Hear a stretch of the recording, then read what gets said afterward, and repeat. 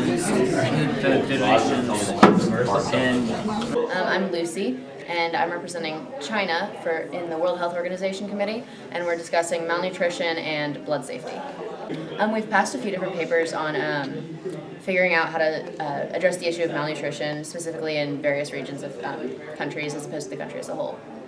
Right now we're working on how to establish a national blood organization to establish safer transfusions and more effective general blood work.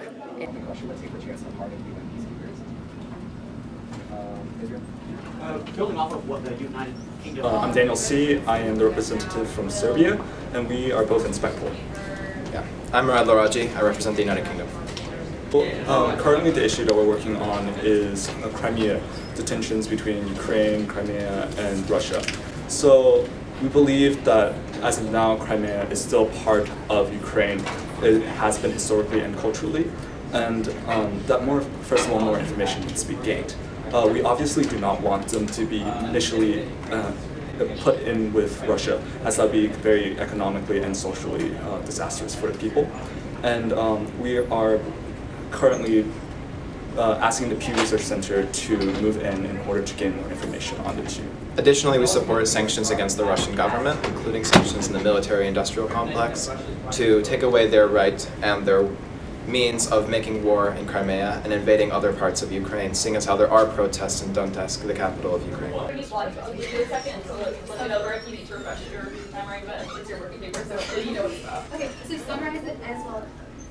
So I'm Samrat Matra. I go to school at USJ.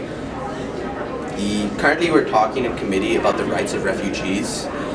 We're working on multiple resolutions, including one on basically combating the lack of funding for the UNHRC, as well as we're working on resolutions combating IDPs in many countries such as Kenya, and the working paper currently that I'm working on with a lot of other delegates is basically combating the lack of funding that the UNHRC receives, because as we all know, UNHRC has many plans already in action, but the main thing is countries have pledged money but they're not giving it. I'm Katie Grimes, Sweden, and I'm in Security Council, and today we are discussing the North Korean peninsula and the tensions with their nuclear weapons. My name is Jihadi John, and I refuse to release the United Kingdom and Japan until the UN and Security Council recognize ISIS as a state. If the Security Council suggests any form of nuclear power use, then the delegates will be killed right away. So we have 6 minutes, can't use nukes, and they die either way. Great. I don't know how fast Google it! I don't know how fast a nuke launches, but we don't have to suggest it. Korea being debated right now, just the instability in the Korean Peninsula, nuclear tests, ballistic missile tests, the whole shebang basically.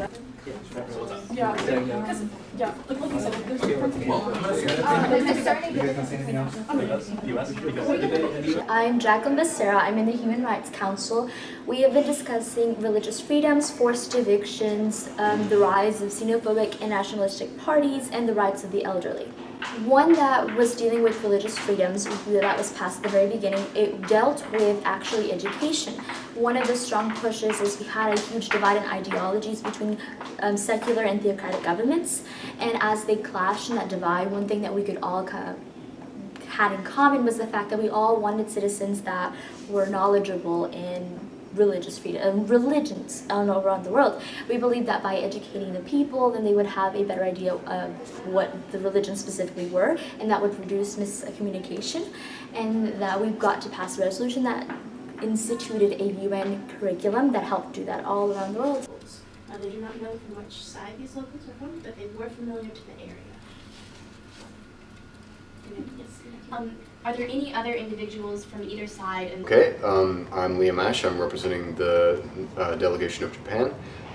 We are currently working on the Darfur genocide, in which one of our delegates has been kidnapped. It's the Egyptian delegate, and we're attempting to negotiate with the Janjaweed on how to retrieve him. Oh yes, we passed a resolution for the Vietnam War. there was another hostage situation there in which the U.S. ambassador to North Vietnam was abducted. For the longest time, we were convinced that it was actually a North Vietnamese insurgent group. Russia revealed that it had that it was behind the entire kidnapping the whole time. It then proceeded to capture the entirety of North Vietnam, which we immediately reclaimed under UN law, or I should say UN direction to reinstate peace and then provide humanitarian aid to the zone that had been ravaged by Russian forces. Yeah,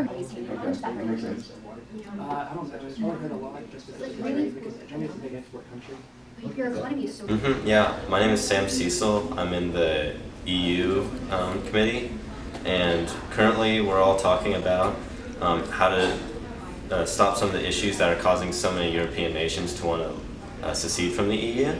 And specifically right now, we're talking about the Schengen Agreement, which allows people in the EU to travel freely without any checking or sort of like background checks, whatever, between the EU countries. And a lot of nations would like to get away with that rule, but still there's more competing nations who think that the rule is more beneficial. So that's what we're debating right now.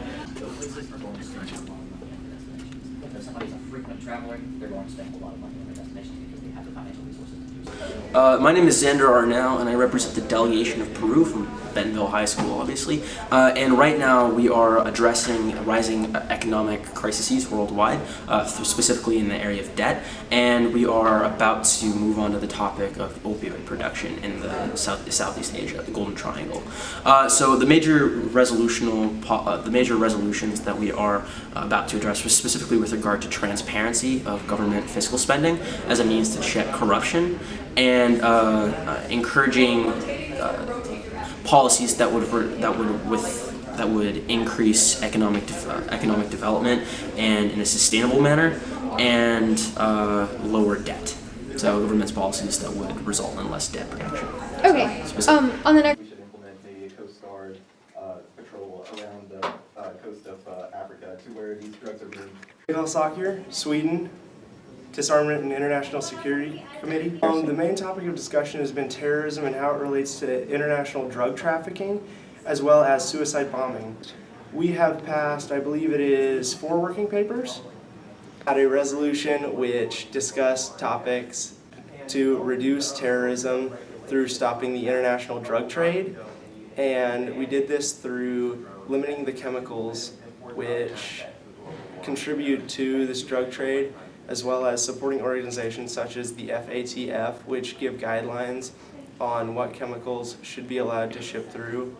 And it was very successful and almost unanimously voted upon. My favorite part of Model UN is getting a more global perspective on things that I wouldn't normally think about. UN has taught me about topics that otherwise I never would have encountered in my life. I just like the debate about current events, and also like learning about what's going on and stuff like that. I think it's the working together. I really enjoy the policy making and the accommodation of different views. Oh gosh, I don't know. I love everything about it. That's kind of a hard question because Model UN is just such a great learning experience in like so many different ways. The number one thing you're looking forward to for this whole thing? That's the thing I love about Model UN and everything. It's just that you're exposed to so many people with different views from you, and so many different views on just like these simple 4 solutions. I think it's the progress of how well my skills have been developed over time being in Model UN. Doing well, yeah.